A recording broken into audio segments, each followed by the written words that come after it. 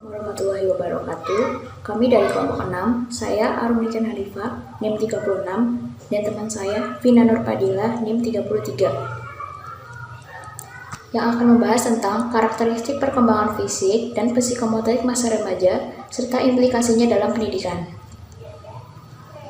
Yang pertama, perkembangan fisik. Kuhlen dan Thompson, Harlock 1956, mengemukakan tentang perkembangan fisik individu menambahkan 4 aspek, yaitu yang pertama sistem syaraf, yang sangat mempengaruhi perkembangan kecerdasan dan logika. Yang kedua, otot-otot yang mengembangkan perkembangan kemampuan dan kemampuan motorik.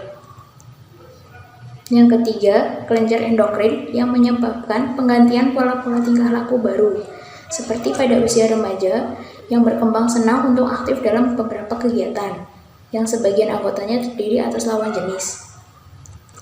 Yang keempat, struktur fisik atau tubuh yang tinggi, berat, dan menguntungkan.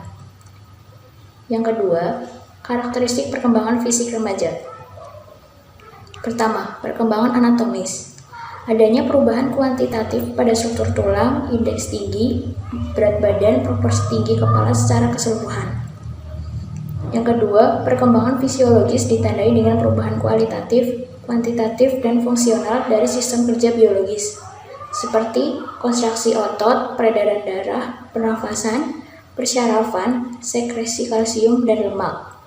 Laju perkembangan berjalan cepat pada masa bayi dan kanak-kanak, perubahan fisik sangat cepat.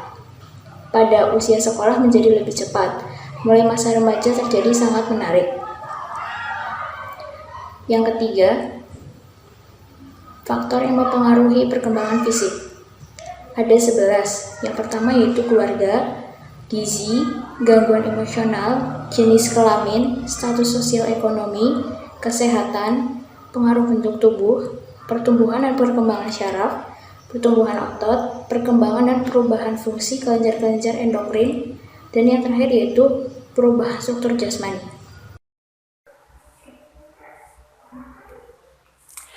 Yang selanjutnya adalah perkembangan psikomotorik.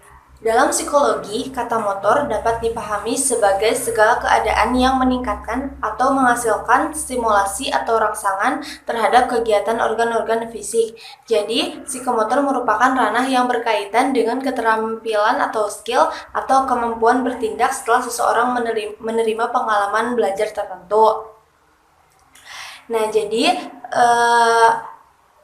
perkembangan psikomotorik ini berhubungan dengan kemampuan fisik, misal kemampuan berlari, kemampuan memukul, menari, melukis, meloncat, dan lain-lain.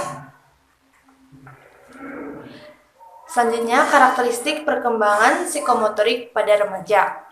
Karakteristik perkembangan psikomotorik pada remaja ditandai dengan berkembangnya rasa ingin tahu, terutama yang berkaitan dengan seks, ilmu pengetahuan, nilai-nilai moral, dan keyakinan beragama. Sebagai persiapan ke arah kedewasaan, didukung pula oleh kemampuan dan kecakapan-kecakapan yang dimilikinya. Ia berusaha untuk membentuk dan memperlihatkan identitas diri atau ciri khas dari dirinya.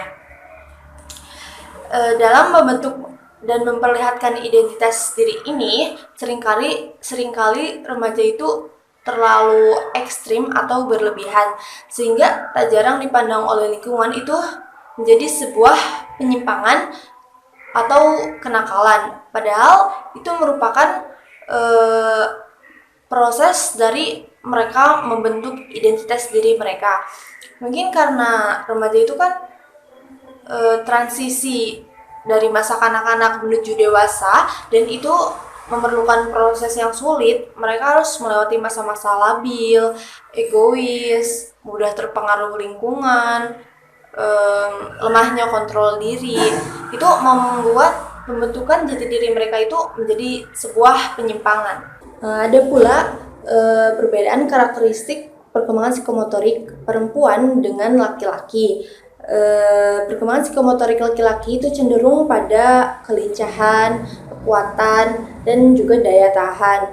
Dan perkembangan psikomotorik pada laki-laki ini lebih tinggi daripada perempuan, karena pada umumnya ketika perempuan itu mengalami menstruasi, maka perkembangan psikomotoriknya juga akan berhenti.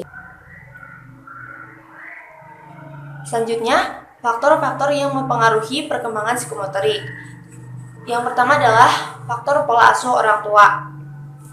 Nah, faktor pola asuh orang tua ini sangat berpengaruh terhadap perkembangan psikomotorik pada anak atau remaja.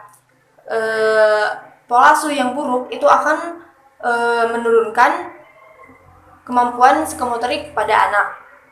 Contoh misal anak itu terlalu dipaksa oleh tuntutan orang tua, sehingga membuat anak itu menjadi depresi dan itu mengakibatkan perubahan yang drastis pada si anak. Contoh misal anak yang tadinya ceria menjadi pemurung, menjadi mudah marah, kemudian yang tadinya aktif menjadi pemalas dan lain-lain. Yang selanjutnya adalah gen dari orang tua. Genetika atau gen itu adalah bawaan anak dari orang tua.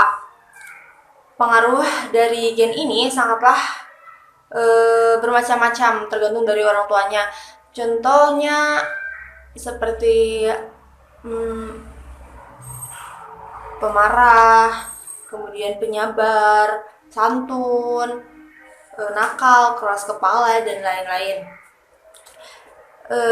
Yang mana watak dasar ini akan sangat berpengaruh terhadap perkembangan psikomotorik dan juga aspek lain pada si anak. Selanjutnya, pengaruh lingkungan. Ada 3. Yang pertama adalah keluarga. Keluarga merupakan lingkungan pendidikan yang pertama dan utama bagi anak-anak atau remaja. Pendidikan keluarga lebih menekankan pada aspek moral atau pembentukan kepribadian daripada pendidikan untuk menguasai ilmu pengetahuan. Yang kedua adalah sekolah. Sekolah merupakan lingkungan artifisial yang sengaja diciptakan untuk membina anak-anak ke arah tujuan, khususnya untuk memberikan kemampuan dan keterampilan sebagai bekal kehidupannya di kemudian hari. Di sekolah juga terdapat bermacam-macam ekstrakurikuler, sehingga si anak itu dapat memilih kegiatan sesuai dengan bakat yang dimiliki. Nah, pada saat itulah anak itu mengembangkan potensi atau kemampuan-kemampuan yang ia punya. Kemudian yang ketiga adalah lingkungan bermain.